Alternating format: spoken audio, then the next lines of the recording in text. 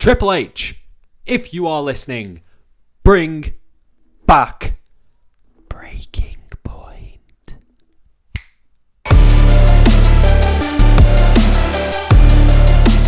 Hello and welcome to FTTR. I am Ewan McQuaid, and today we are talking about more WWE news. I know it's been a bit heavy on the WWE front, but there's a lot of stuff to talk about with WWE at the moment. But if you are just a general wrestling fan, please hit subscribe and like the video because there will be more content coming. I will hopefully have my review of New Japan Royal Quest up this week, as well as a Progress Wrestling review and probably some AEW content as well. We don't just talk about WWE here. We are not WWE shills on this channel. When I say we, I mean me. But what are we talking about today? We're talking about cancelled plans, cancelled WWE plans, more in particular. Day one is gone. You heard it here. The WWE pay-per-view, day one, has been cancelled. This is according to WrestleNomics. This piece of news broke the other day. And yeah, a one-time pay-per-view, scrapped. Absolutely scrapped. I don't know why. No reason why. And there seems to be a big shake-up in the WWE schedule. So that piece of news from WrestleNomics, of course, is WrestleNomics very reputable source of information of wrestling news, so I believe that. But there's also a little tidbit of news from Zero XERO News. This is some more WWE schedule related news, saying that more premium live events are going to be cancelled or replaced. Elimination Chamber will be yearly in Saudi Arabia. That show will now emanate simply from Saudi Arabia. A yearly UK premium live event will be announced, whether it be Clash at the Castle or they rename it dependent on the area that they're in. Hell in a Cell is apparently cancelled according to this rumour, and King of the Ring will return as a premium live event. These are all very spicy pieces of news. Take this with a big pinch of salt, my listeners, because I have not heard of Zero News before. This could all be a sham.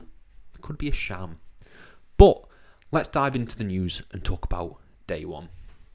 Day one, I can't remember if I actually watched. I don't think I did. It was the what was the main event of day one? I believe that was where Brock won the belt. It was the Fatal 5-Way for the WWE Championship because Roman was pulled, I think, from the show, if I remember correctly.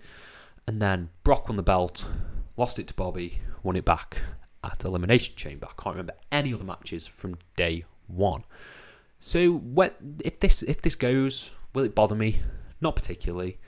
Day one, it happened to fall on New Year's Day, I suppose. So day one was okay, but it can go. I'm not gonna cry about it like I cry about Breaking Point, but I don't know what will fill that slot. What could fill the slot? Because you look at, say, King of the Ring returning as a premium live event, could potentially fill that slot.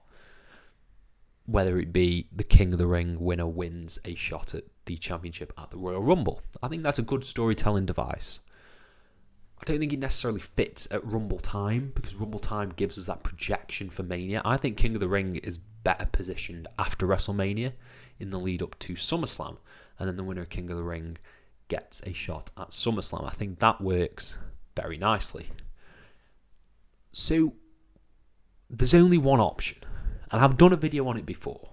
If you're going to replace anything, it needs to be with Cyber Sunday or Taboo Tuesday or Cyber Saturday, whatever day you want this show to be on. This show has to make a return because it's a glaring omission. It was, to be honest, quite ahead of its time, and it fits in nicely with that New Year vibe. You know, people are very happy. People want to get involved. They want to get engaged with things. So having it fall in that New Year's slot where they pick the stipulations, they pick the opponents, could actually work out really well, because the show itself, I get people would want to hijack it potentially and put, I don't know, Reggie versus Roman Reigns or something like that. But that's what the show sells itself on. If you get me, So you give them the options. They pick the batshit crazy option. They're going to hopefully tune in to watch the pay-per-view, which is the goal. So the argument of, oh, we don't want this guy to face this guy doesn't necessarily make sense to me, because essentially you're drawing more eyes to the product with the voting system. The voting system is what sells Cyber Sunday, in my opinion. Granted, I don't know the figures of the original Cyber Sunday. Maybe it did terrible. It probably did. But I think there's a great market for that type of pay-per-view. And slotting it in between Survivor Series and the Royal Rumble is really good, because you would actually add Royal Rumble stakes to a match. Say if, I don't know, it ends up being R-Truth versus Bobby Lashley. Who should Bobby Lashley face? R-Truth. R-Truth wins, he gets to enter at number 30 in the Royal Rumble. Add some stakes to the match using the Rumble. And I think that was the big issue with Survivor Series. Survivor Series could have been fixed like that. Okay, Raw, if you win, you get entrance 15 to number 30 in the Royal Rumble. Simple as that. SmackDown, if you win, you get entrance 15 to 30 in the Royal Rumble. More chance of a branded superstar winning. That adds stakes to something. And I think Cyber Sunday could help fuel the Rumble storylines while also selling itself as a game show, an America's Got Talent kind of thing with the voting system. So I hope that falls in the day one slot, personally. So, Survivor Series would then lead into Cyber Sunday, lead into the Royal Rumble. Let's talk about some of the rumours now. So, King of the Ring being a pay-per-view, fantastic. I'd love to see a one-night tournament on a pay-per-view. I don't think that I can remember. I don't think that's happened since I've been a wrestling fan, as in a one-night long tournament. Like the tournaments that I've watched, the Mae Young Classic, Cruiserweight Classic, have all taken place over several episodes of TV. The NXT UK tournament, was that over? I think that was 2 nights, maybe. I can't remember off the top of my head. I feel like the first one might have been 1 night. No, it can't have been. I swear, I'm pretty sure it was 2 nights. So that really excites me, actually. King of the Ring, I think, is a great concept that could make for its own show. Hell in a Cell being cancelled, I think this is purely Triple H's decision, because you look at the influence that Triple H has had on the Hell in a Cell stip and the matches that he's had. So the Mankind match, even the Vince Shane Big Show match were like blow off payoff kind of things. I don't think Triple H's mindset is, okay, I want to sell a pay-per-view on this one stip. I think he wants to rein it back a little bit, which is good. I think that's good for the product. And then after that, you've just got the international shows, which, yeah, grow an international audience. I don't see anything wrong with that. I mean, the Saudi Arabia deal is shady, is something I do not agree with, but it's business and these shady things happen. So I will cover the Saudi shows as it is what I do. I cover wrestling shows. I don't agree with the ethics. I think it is incredibly unethical, this deal. I've said my piece. So, yeah, international live events I think will be really, really fun. The one glaring omission that is not in this rumoured list by Zero News is Evolution 2. I would have thought this would have been top priority for Triple H, bringing back Evolution and, putting the women's division at the forefront again. Evolution was banging. It was a banging show. Triple H done incredible work with NXT's women's division.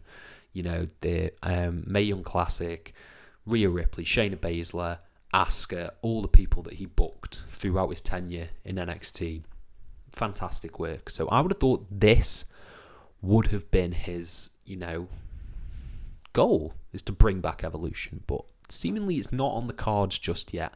I wouldn't be surprised if before the end of the year we do get an announcement of an Evolution 2, and that would excite me incredibly. That is the one thing that's missing from the WWE schedule at the moment. So the one thing I'm not spoken about in terms of this is, what if there's no show? What if there isn't anything replacing day one? So you'll have, I think, Survivor Series at the end of November, Royal Rumble is the end of January, so that's about 2 months of just weekly programming. Maybe he'll pull a Tony Khan and do a Raw Super Show, or a SmackDown by the...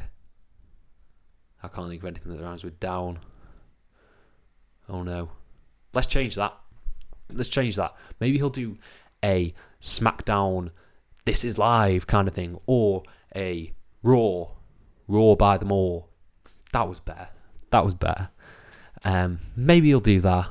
Maybe we'll do a super show of some sort, but I think that'll show his test of long-term booking and long-term interest, is if he can keep interest for that long, for that amount of time.